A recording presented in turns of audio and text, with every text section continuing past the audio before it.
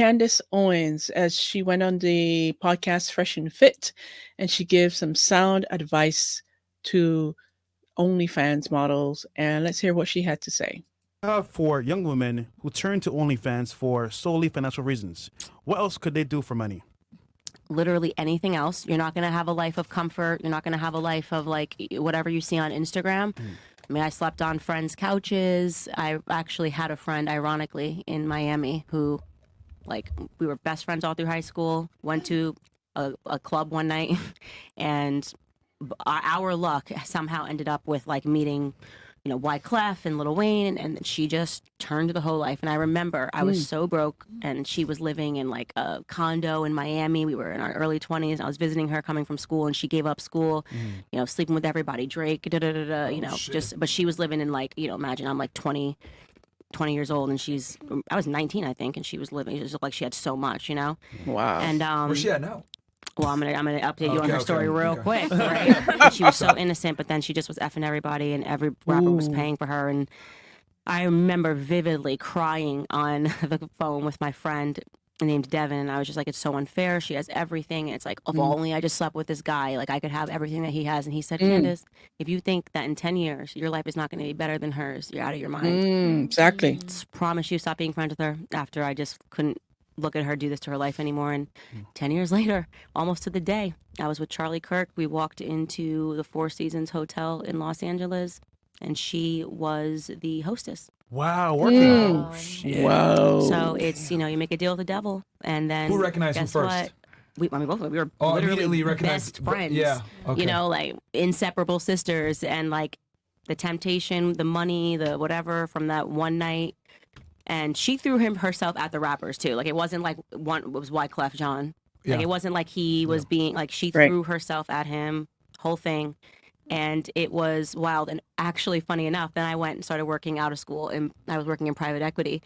And my boss got married, and he wanted to get Wyclef Jean. So I hadn't seen Wyclef since and then I saw him, and he said to me, I'll never forget this, in the elevator, I am so proud of you for where you ended up in life. And like, because he just knew that I was the friend that said no. Wow. She was a friend that said yes. And so when I say this stuff to women, I understand how easy it is, and I understand how hard it is to like get off your feet. And I was the person crying, being like, oh my God, it could be so easy. But I'm telling you, like, it's just not worth it, you know? No. Like, it's not worth it. The person that you can attract, there's just so much more to life. And I want all of you guys to just like hear that message and know. It's true, though, what she's saying.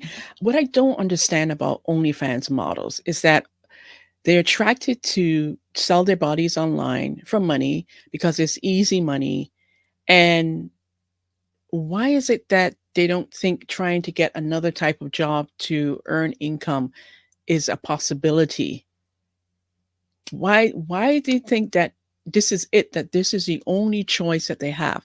Now, some may say, well, okay, they have emotional baggage, trauma.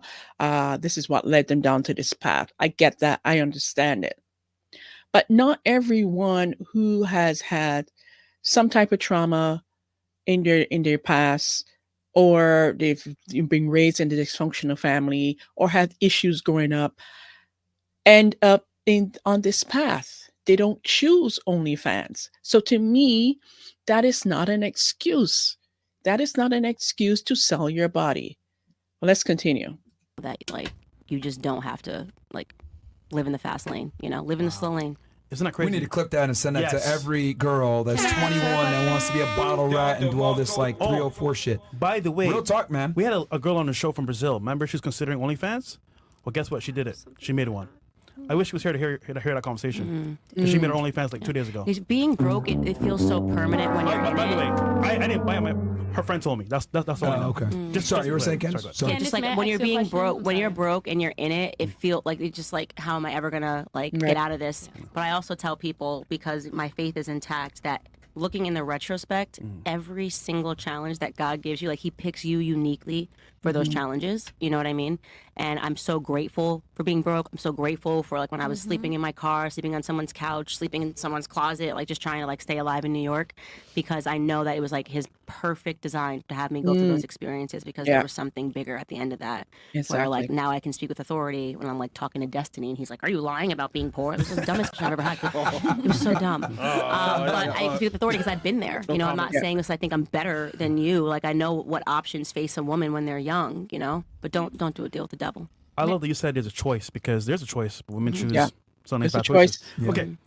What's your advice for a young And there you have it.